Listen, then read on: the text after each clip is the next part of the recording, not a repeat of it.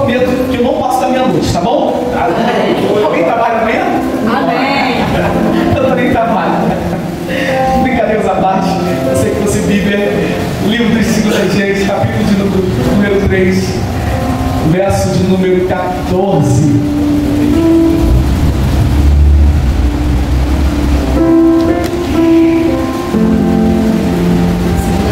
Segundo Reis, capítulo de número 3, a partir do verso 14 até o verso de número 17.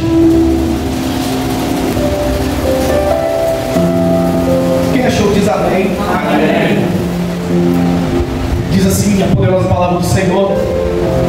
Então Eliseu disse: tão certo como vive o Senhor dos exércitos, a quem sirvo, se não for por respeito a Josafá, rei de Judá, eu não olharia para você, nem mesmo lhe daria atenção. Agora me tragam um músico. E glória a Deus que hoje nós temos uns músicos abençoados nessa casa. Diz o pastor Jonathan, falei que benção ver essa moça aqui tocando e cantando com muita unção. De fato, a gente vê a presença do Senhor na vida dessa moça e é benção demais. E enquanto o músico tocava, pode tocar aí, meu filho, a mão do Senhor veio sobre Eliseu e ele disse: assim diz o Senhor, cavem muitas cisternas no vale, ou nesse vale, pois assim diz o Senhor, vocês não verão vento e nem chuva. Olha para cá, eu vou encerrar aqui a palavra, mas olha para cá, vocês não verão sinais. Porque às vezes, hoje eu estava muito pensando sobre isso, pastor Thaís. Nós vivemos um tempo onde nós queremos ter comprovação de tudo, queremos ter fatos e provas daquilo que Deus pode ou não pode fazer. Mas eu já quero liberar essa palavra nas nossas vidas aqui. Deus não deve nada para ninguém. Aleluia! Aleluia! Você pode tocar essa linda está do seu lado e diga para ele: Deus não te deve nada. Deus não te deve nada. Porque às vezes, pastor Jonathan, queremos ver sinais. E a mesma geração rebelde pediu um sinal ao Senhor, dizendo: se tu és do Messias, mostra um sinal. E ele deu um sinal e será dado, senão de Jonas. Então nós não veremos esses sinais, nós iremos entender. Cabe muito cisterna nesse vale, pois assim diz o Senhor: vocês não verão vento nem chuva, contudo, este vale ficará cheio de água, e vocês e os seus rebanhos e os seus outros animais beberão. Amém? E se você acredita nessa palavra, se você veio para honrar esse Deus, você pode aplaudir o mais forte do que você puder.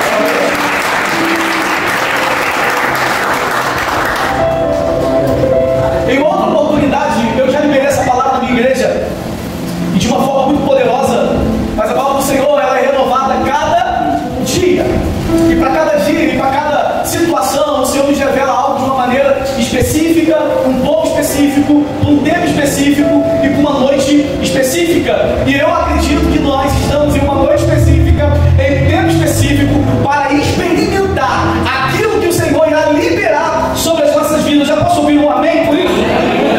Amém? Então, irmão, segundo as Reis, no capítulo 3, ele vai tratar de uma transição. Ele vai narrar uma fase de mudança política e de mudança de reinado. Então aqui nós começamos a ver que o livro de 2 Reis ele vai tratar uma nova monarquia que seria estabelecida, apesar que a mesma casa que reinava nesse momento seria e daria continuidade, mas é um momento de transição no reinado de Israel. No início do capítulo de 2 Reis, se você ler o primeiro versículo, você vai ler que Jorão, filho de Acabe, ele acaba de assumir o reinado. Por quê? Pois o seu pai Acabe, ele morre em batalha contra os assírios. Os assírios, eles vêm com uma peleja contra o rei Acabe. E apesar que, olha pra cá, irmãos, alguém serviu o exército aqui? Serviu, varão? A gente fala, eu servi 8 anos no exército brasileiro. E lá, os nossos comandantes sempre falavam uma frase muito importante: guerra avisada só morre quem? Alguém conhece essa frase? Varão vai lembrar. Guerra avisada, pega isso aqui. Guerra avisada só morre quem quer. Para fixar isso na nossa mente, repita comigo: guerra avisada só morre quem quer. Só morre quem quer. Todas as vezes que os reis se preparavam para ir para uma luta ou uma guerra que era iminente naquele tempo, os reis consultavam os profetas, os sacerdotes, para que estivesse o favor do Senhor, para que ele fosse para a peleja sabendo que Deus era com ele. E isso trazia paz, isso trazia encorajamento para todos os reis, para todos os exércitos.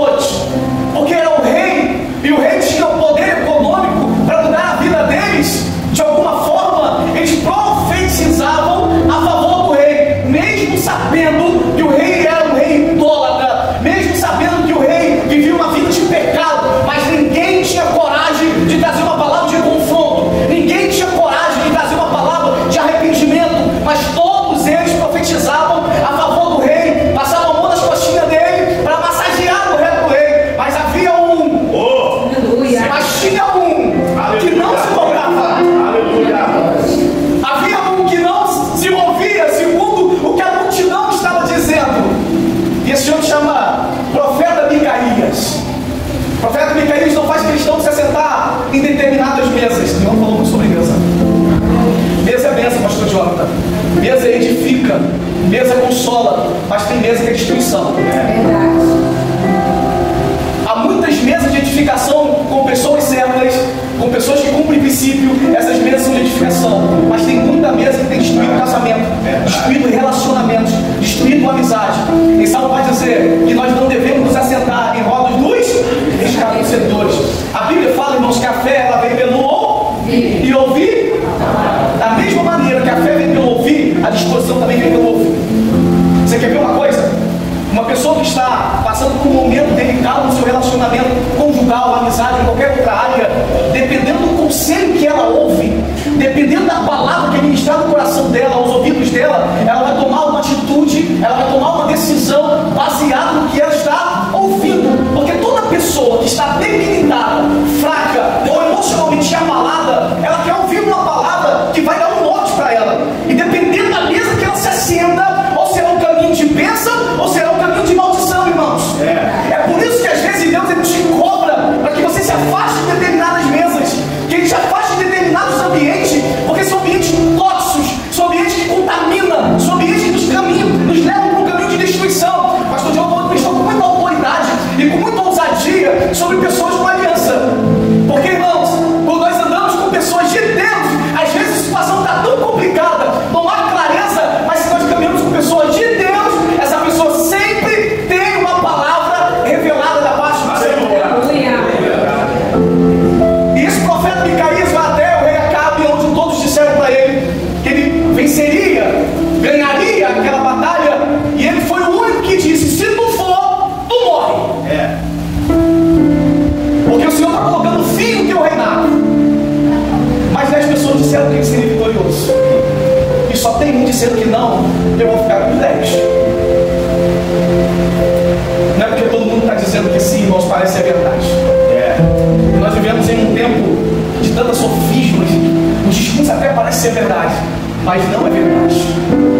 A graça sem verdade, onde tudo pode, onde tudo é liberado, aonde o pecado não existe mais, aonde a renúncia, tomar a cruz, isso não faz parte mais do Evangelho, porque a sua felicidade é o que importa. E o seu desejo tem que estar acima de todas as coisas, porque afinal de contas, no final do dia, você precisa estar bem. Esse papo de tomar a cruz, se renunciar, abrir mão de algumas coisas, isso ficou no passado. E o papo que nós ouvimos hoje é um papo muito fácil. Sair da zona de conforto, pastor Thaís, abrir mão daquilo que nos confronta, abrir mão do conforto, abrir mão da onde nós ficamos confortáveis. Esse tipo de conversa não faz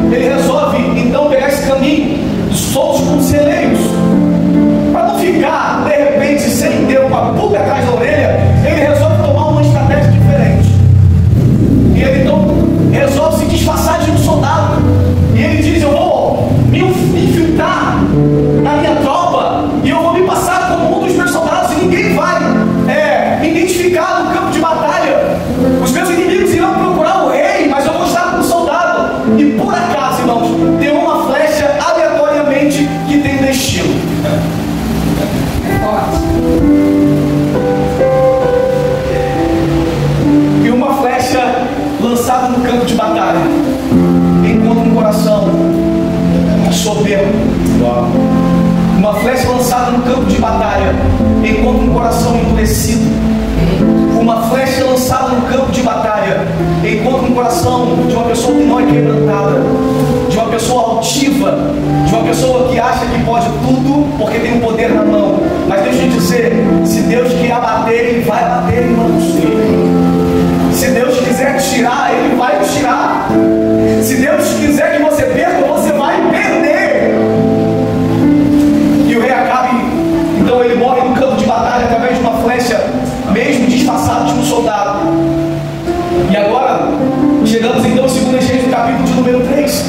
E o seu filho, Jorão, assume o reinado. Quando esse menino assume o reinado, ele vai enfrentar algumas situações diplomáticas do seu reino.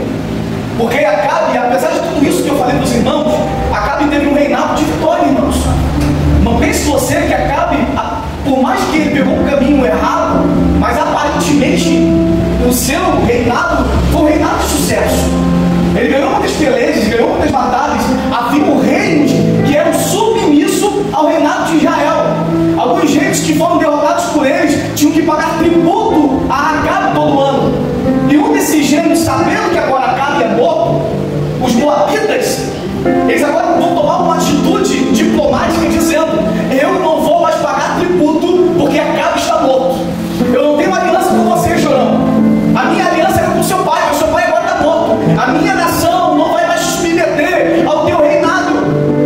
E Jorão agora, um jovem príncipe, e que acaba de assumir o reinado, tem que tomar algumas atitudes de homem agora. E diante dessa afronta, ele prepara todo o seu exército. E engraçado, irmãos, que apesar do seu filho ver toda a ruína da casa do seu pai, apesar do seu filho ver o caminho errado que o seu pai pegou, apesar de um filho ver que o pai pegou um caminho de idolatria e levou o povo de Israel a um caminho de pecado, ele permanece nas mesmas práticas. Parece que ele não aprende com os seus erros. Já disse por aí que o sábio aprende com os erros dos outros. E o seu filho permanece na mesma prática ou no mesmo erro que o seu pai cometeu no passado. Mas ele tem um exército poderoso. E Jorão então convoca todo o seu exército e faz uma revista diante do seu exército. E ele diz e dá uma ordem: se preparem, porque nós iremos ao campo de batalha. Os moabitas se levantaram contra nós, mas nós partiremos contra ele. E nesse tempo, Israel é dividido em duas partes: reinado do norte e reinado do sul. Reinado do norte com 10 tribos, agora reinado por Jorão. E reinado do sul, aonde fica Judá e Jerusalém, é reinado por Josafá. E Jorão, ele faz uma aliança com Josafá, dizendo: eu vou, escute isso, pastor Jonathan, eu vou na peleja contra os moabitas, pois eles se levantaram contra mim, mas eu preciso de você. Eu preciso que você se ajude com o meu exército, para que nós façamos um poder bélico muito grande, para que a gente tenha certeza que nós seremos vitoriosos nessa batalha. O rei Josafá, irmãos, não tem nada a ver com essa história. Josafá é um rei justo, é um rei temente ao Senhor, é um rei que anda segundo os princípios do Senhor. Mas quando ele recebe essa carta com essa notícia, ele manda um recado para o rei Jorão dizendo: o meu exército é o teu exército, os meus cavalos serão os teus cavalos, e nós estamos juntos nessa peleja. Eu disse que algumas alianças se tornam muito perigosas. Algumas alianças que nós fazemos, elas nos levam para um caminho de bênção, e outras nos levam para um caminho de maldição.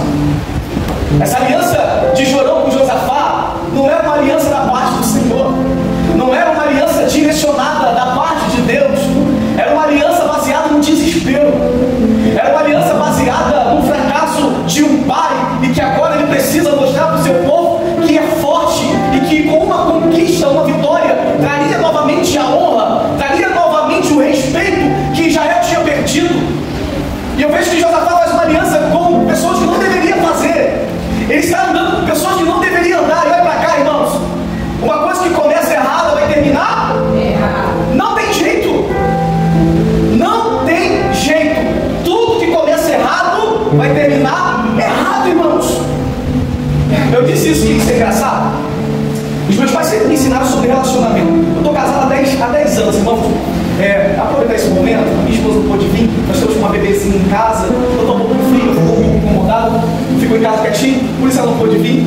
A minha mais velha de 9 anos, hoje tem célula de criança, e a abre mão de estar na célula de criança, também não pôde vir, todo mundo está em casa. E minha mãe e meu pai sempre me ensinou sobre relacionamento, irmãos. Todas as vezes que minha mãe ou meu pai sabiam me relacionar com uma pessoa, ele sempre dizia: olha como a sua namorada trata a mãe dela. Veja como a menina trata os pais. Porque da mesma maneira que ela vai tratar os pais, ela vai tratar você quando você casar com ela. E às vezes, quem é jovem aqui levanta a mão, pai? Quem tem menos de 90 anos aqui?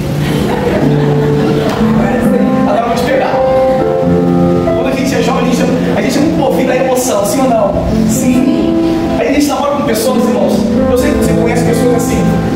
A pessoa namora com um cara ou com uma menina que não tem caráter, não cumpre o princípio, não honra o pai, não honra a mãe, mas você está apaixonado por ela. Ou você está apaixonado por ele. Aí você se engana dizendo: quando eu casar dá certo. Quando casar muda. Não, quando casar eu vou botar do meu jeitinho. Irmão, se no namoro já está desse jeito, você imagina quando casar. Não se engane. Alianças erradas é um caminho de perdição. Tem muita gente que padece hoje porque fez aliança com pessoas do passado erradas. Muitas atitudes que padecemos na fase adulta é porque nós erramos em aliança na nossa fase da juventude. E Deus de repente está dizendo para pessoas hoje aqui: eu acho que é bom você começar a rever um tipo de pessoas que você anda, um tipo de conversa que você ouve, um tipo de mensagem que você manda no teu WhatsApp. É bom você começar a fazer uma limpeza espiritual na sua vida com o tipo de alimento que você recebe e da mão que você tem recebido. Porque dependendo da mesa que você se assenta, ou o tipo de conversa que você ouve, ou é um caminho de bênção, ou é um caminho de perdição. Não tem jeito! Não tem jeito! E olha pra cá, Deus deu uma ordem a Abraão dizendo: sai do meio da tua parentela e vai para uma terra que eu te mostrarei. Será uma terra fértil, será uma terra abençoada, mandará leite e mel. Aí sabe o que Abraão faz, irmãos? Abraão, ele pega algumas pessoas e pega o seu sobrinho Ló e leva juntamente com ele. Os irmãos sabem da história, lá na frente vai na treta, os pastores de Abraão, os pastores de Ló, o pau quebra entre eles lá, a confusão entre família, o negócio está tudo errado. E olha pra cá, irmãos, e hoje nós temos um tempo mesmo maravilhoso, né? Você falou algo sobre Abraão lá, eu achei lindo aqui. Eu vou falar aqui não. Deus tinha uma revelação profunda com Abraão, irmãos. Deus sempre falou com Abraão. Deus sempre trouxe revelações com Abraão. Mas a partir do momento que Abraão fez uma aliança com Ló, desde quando Ló entrou na história de Abraão, Deus nunca mais falou com Abraão. Verdade. Vou repetir isso. A partir do momento que Abraão coloca Ló na sua história, Deus parou de falar com Abraão na Bíblia, irmãos. Você sabe qual o significado do nome Ló? Alguém sabe? O significado do nome Ló significa encoberto, véu. Abraão, ele fez uma aliança com um véu na sua vida. Abraão, ele fez uma aliança com coisas que encobriram o agir de Deus na vida dele. Enquanto o véu, enquanto estava encoberto a vida de Abraão, Deus não falava com Abraão, até quando deu treta na vida dele. Aí às vezes a gente fica pensando, pastora Thaís, meu Deus do céu, por que aconteceu isso? Por que ele veio para esse filho da minha casa? Por que disso? Por que daquilo? Com quem que você anda, irmãos? Uau! Qual é o tipo de conversa que você ouve? Porque pra cá, irmãos, vou falar que depois acontece lá dentro, não, irmãos, acontece aqui quantas rodas de pessoas para falar mal de pastor, e às vezes a gente está nesse meio. Quantas pessoas metem o pau na igreja e a gente está no meio? Quantas pessoas falam fofoca do irmão e a gente está no meio? Aleluia! É engraçado que na minha igreja tem muitas pessoas falando assim: ó, se for falar mal da igreja, eu vou falar mal do pastor André, nem falar bem do pastor Samuel, porque ele não gosta. E eu não vou gostar, irmãos, porque eu defendo meu time. Amém. Porque eu sei com quem eu fiz aliança. Aleluia! Aleluia! Glória a Deus. Aí, pastor João, a gente está convivendo com um tipo de pessoas que só falam besteira, só pessoas que não têm nada de edificante, pessoas que não têm a palavra de Deus, pessoas que não têm visão abaixo do Senhor, e às vezes nós estamos infiltrados, enfiados nesse tipo de gente. Olha pra cá, irmão, você tem que andar com um tipo de pessoa que te leva para perto de Deus.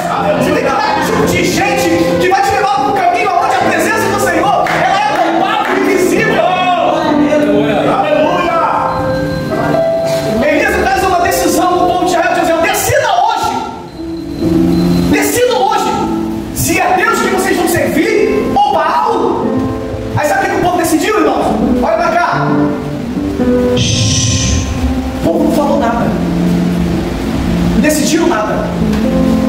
Ficaram em cima do muro. Pessoas indecisas, irmãos, que não sabem para onde vão e não sabem quem são, também não têm certeza do céu que existe. Pessoas que não sabem quem são e não sabem para onde vão, duvidam do céu que a Bíblia está preparada para as nossas vidas. E ele está dizendo: decidam hoje quem vocês são, ou Deus ou Baal. E ele vai enfrentar os 900 profetas de Baal, que você sabe da história. Então, alianças com pessoas, elas também determinam o nosso destino, pastor Jonathan. Dependendo com quem nós nos relacionamos, ela também vai determinar o propósito que vamos alcançar. Então, defina com quem você vai andar a partir de hoje. Aleluia.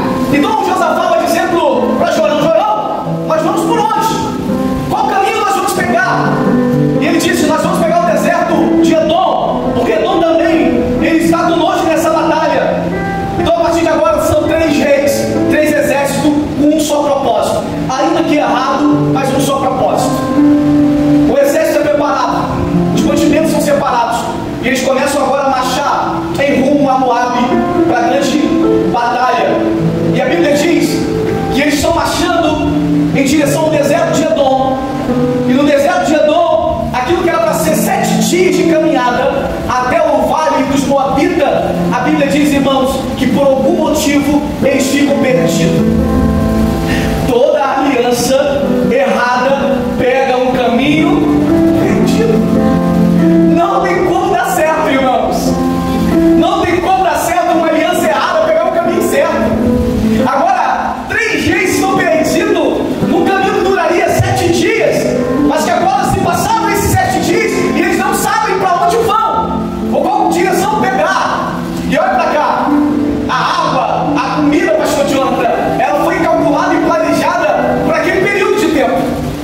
Só que os dias se passaram, ficaram perdidos, não sabem para onde ir, e o desespero começa a bater nos corações dos homens.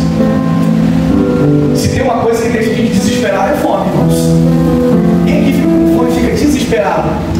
Minha esposa, misericórdia, tem que sair de perto, senão ela come até meu braço. Você sabia?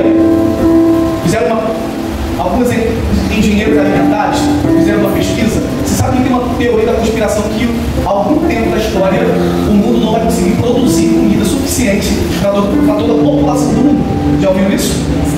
Existe uma teoria que haverá um tempo que não haverá comida para todo mundo. É por isso que algumas nações importam ou exportam alimentos de outras, porque algumas nações não conseguem suportar a cadeia alimentar da sua própria população. O Brasil é um grande exportador de alimentos.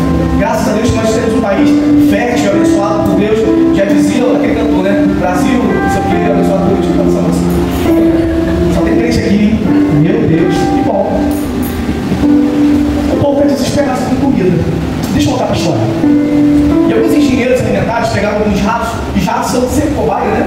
Colocaram dentro de uma espécie de aquário e dividiram os ratos. E todas as vezes que eles colocaram comida dentro desse aquário, havia ordem, havia disciplina, havia respeito entre os ratos.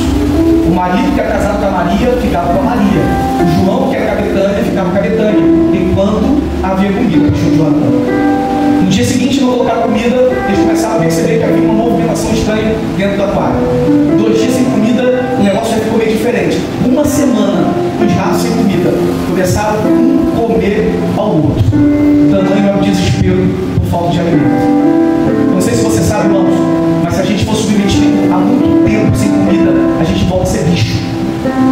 Não sei se os irmãos já viram alguns relatos de sobreviventes de naufrágios ou qualquer outra coisa de guerra, que pessoas são capazes de comer o próprio ser humano para sobreviver. Nós somos capazes de comer lixo, se necessário for, se a fome for tamanho. Nós não temos noção do que somos capazes de fazer pela fome. E agora a Bíblia fala também que existe um exército que está com fome. E eles são desesperados. A primeira coisa que causou no exército, falta de disciplina. Você imagina um líder conduzindo um grande povo com um propósito, e que no meio do caminho, pastora Thaís, aquilo que era para ser vitorioso, aquilo que era para trazer bênção para o povo agora se encontra num lugar de maldição e de fome. Parece que é uma história que se repetiu no Egito. Parece que é uma história tão recente sobre Moisés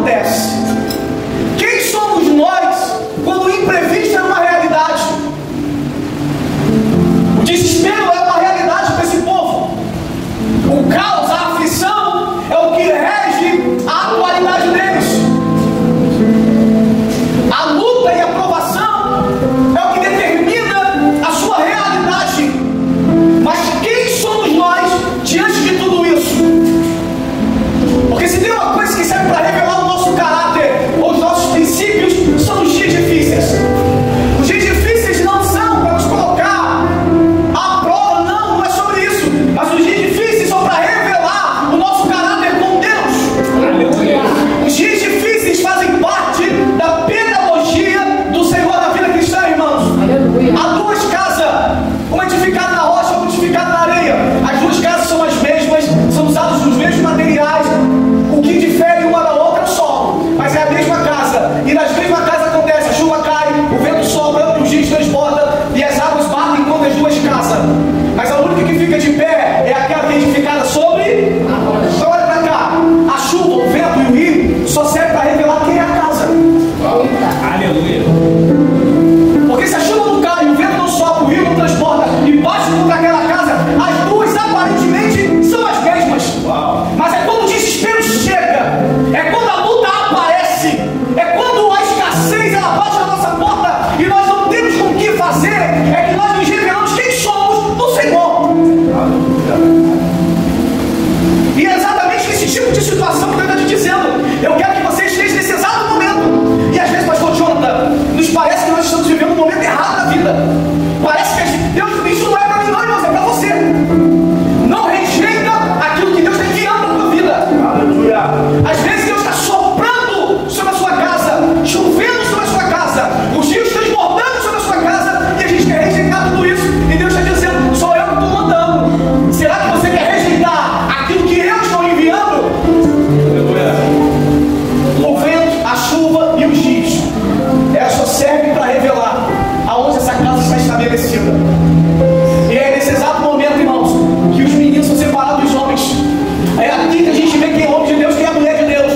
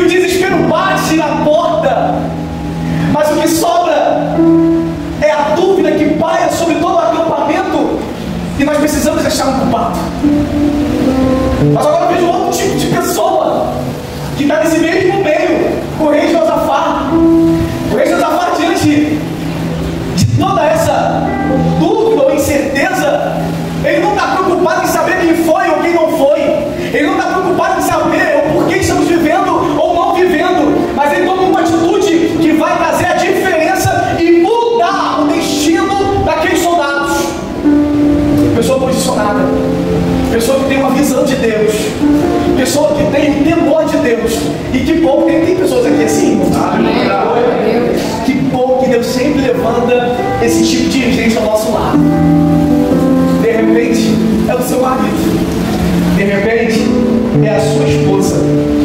Ou de repente é um filho dentro de casa. E quando tudo está bagunçado, o vento está soprando, alguém se levanta e diz: Deus está no controle.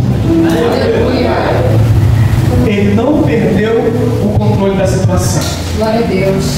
E Josafá disse: será que, mesmo diante de todo esse caos e desespero, não tem um profeta do Senhor aqui?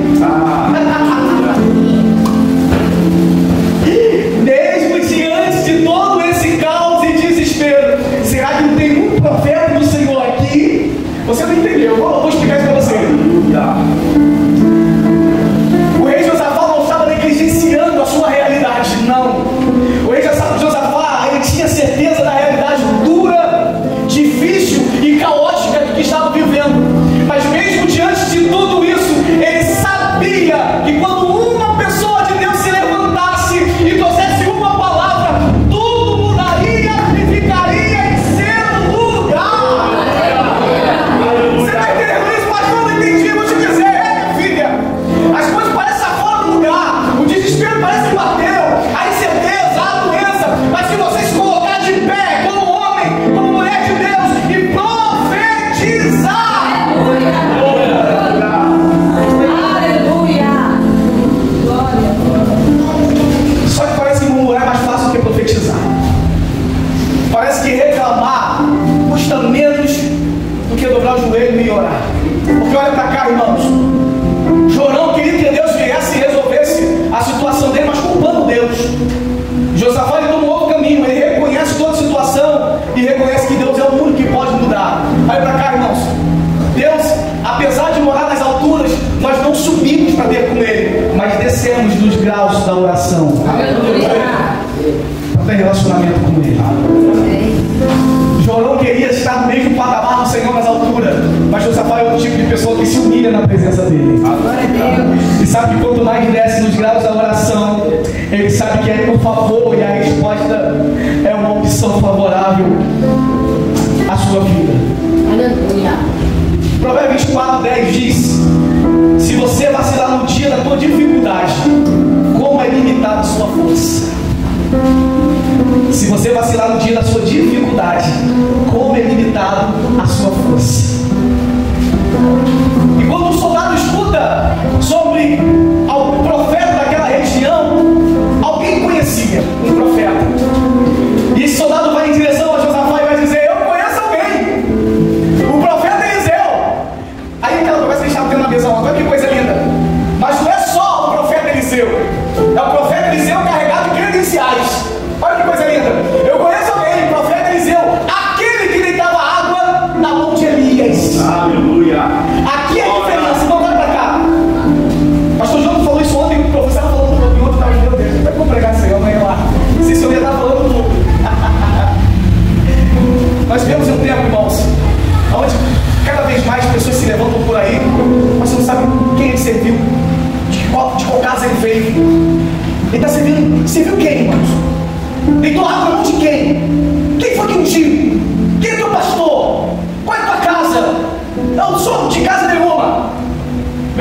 A minha carreira é solo. Duvide dessas pessoas, irmãos. Pessoas que não têm uma casa, não têm uma referência, não têm um pastor, não têm uma mesa de responsabilidade sobre ela. Duvide desse tipo de pessoa. Sou pastor Samuel, da casa Ceifa Macaé, ordenado pelo pastor André, e vivo debaixo dessa autoridade. Eu tenho uma casa, tenho uma referência, eu tenho um pastor, eu tenho uma credencial. Agora tem um tipo de pessoas por aí, não quer nem falar nome. Ninguém sabe quem é o pastor, ninguém sabe onde serviu, ninguém sabe onde estudou. Ninguém sabe a carteirinha dele, sabe não sei de onde ele imprimiu na internet, colocou no bolso, disse que é pastor, e agora prega por aí. A Bíblia fala que nos últimos dias, muita gente será levada por vento de doutrinas que parecem ser de verdade. E que, se possível, até os escolhidos serão enganados, irmãos. Tome cuidado. Tome cuidado desse tipo de pessoa. Quem é? De que casa ele veio? Você viu quem, irmãos? Engraçado que o soldado disse: eu conheço um, o profeta Eliseu. Bastava, irmãos. Mas não. Ele disse: eu conheço o profeta Eliseu, mas que servia o profeta Elias. Sabe qual é o problema, pastor Jonathan? Que ninguém quer servir mais. Ninguém quer sentar mais para aprender. Irmãos, quem senta para aprender tem autoridade para ensinar. Aleluia.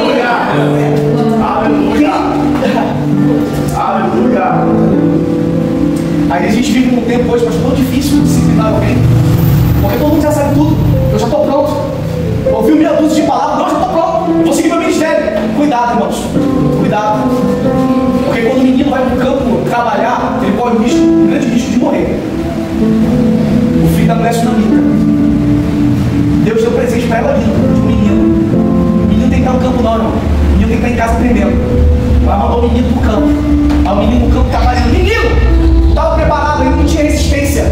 Ainda não tinha uma bagagem correta. Estava no campo trabalhando. O sol era tão forte que ele disse, ai, minha cabeça dói. Porque não estava pronto. Não tinha resistência. Tinha que estar aprendendo, tinha que estar fazendo. Está entendendo isso? Amém. Há um tempo de preparo, irmãos. Há um tempo de se preparar. Há um tempo de propósito. Só que está tudo muito acelerado demais. Ninguém espera mais. O grande problema nosso é antecipar os processos. Quer ver uma coisa? Eu espero que aqui não tem. Bíblia disso aí, sei que não tem. Tem menino de 14, 15 anos namorando. Não é para namorar não, irmão. Bicho, pastor Jonathan. Não é para namorar não, irmãos. É para estar estudando, gente. Mas já está namorando, está beijando a boca. O que é que um jovem de 14 anos, 15 anos está namorando? Para quê? Para quê? Verdade.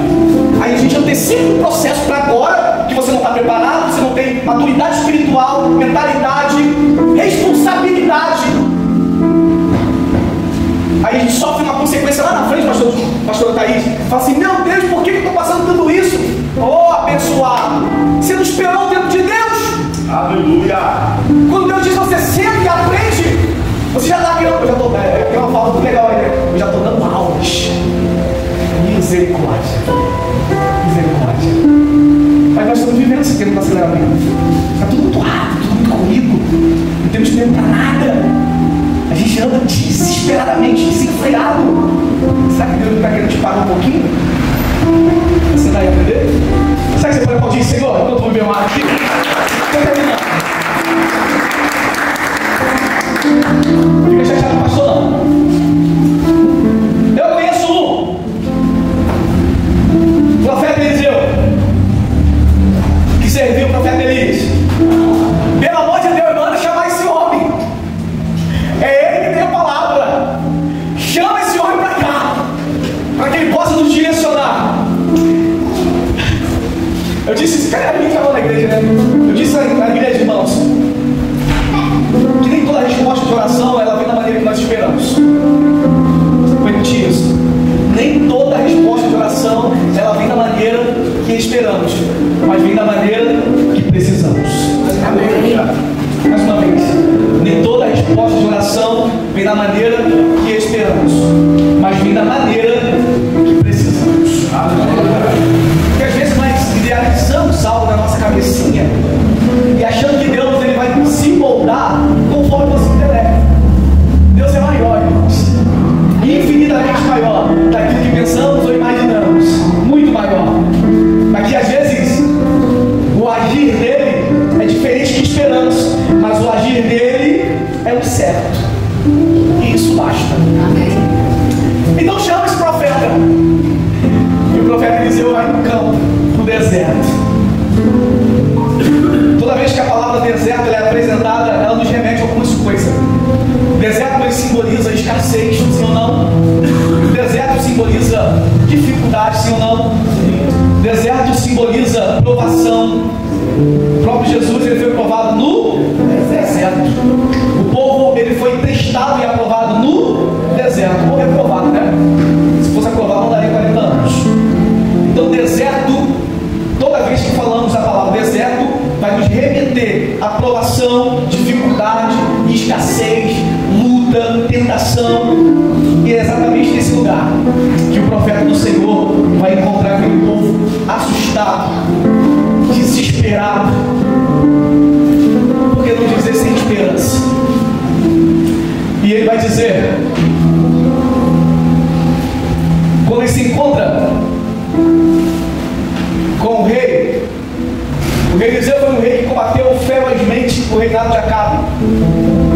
E quando ele está diante do seu filho, Jorão, ele vai repreendê-lo veemente, dizendo, se não fosse por Josafá, eu nem falaria com você, eu nem olharia com seus olhos. Por que você agora, diante do desespero e para invocar os deuses do seu pai? Por que agora você não vai se consagrar ou procurar uma resposta favorável aos deuses que o seu pai adorava? Mas por fidelidade ao rei Josafá, eu invocarei o nome do Senhor. O rei Jorão sabia, irmãos, que os deuses que o seu pai serviam não tinham poder algum sobre a situação que eles estavam vivendo no momento. Ele sabia que esses deuses eram deuses limitados. Sabia que esses deuses não tinham uma resposta ou um favor favorável para que pudesse livrar aquele povo daquele momento.